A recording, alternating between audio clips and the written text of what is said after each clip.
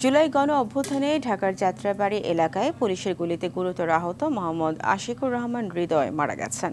শুক্রবার বিকেল ৩টার দিকে বাউফল উপজেলার স্বাস্থ্য হাসপাতালে চিকিৎসাধীন অবস্থায় মারা যান তিনি। আজ সকাল ৯টায় জানাজা শেষে পারিবারিক কবরস্থানে দাফন করা হয়। হৃদয় উপজেলার পশ্চিম জৌতা গ্রামের রিকশা চালক আনসার হাওলাদারের ছেলে। হৃদয়ের পরিবার জানায় ঢাকায় শ্রমিকের কাজ করত হৃদয়। জুলাই অভ্যুত্থানের সময় ঢাকার রাজপথে আন্দোলনে অংশ নেন। ১৮ জুলাই যাত্রাবাড়ি এলাকায় পুলিশের ৩টি গুলি তার মাথায় লাগে।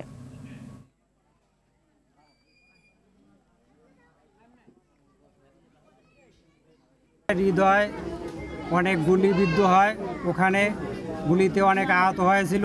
উন্নত চিকিৎসা করার কোনো সুযোগ সুবিধা পায় নাই। তার বাবা একজন সাধারণ রিক্সা চালক, তার মাথায় গুলিও এখনো আছে। উন্নত চিকিৎসা না হওয়ার কারণে ইন্তেকাল করেছে।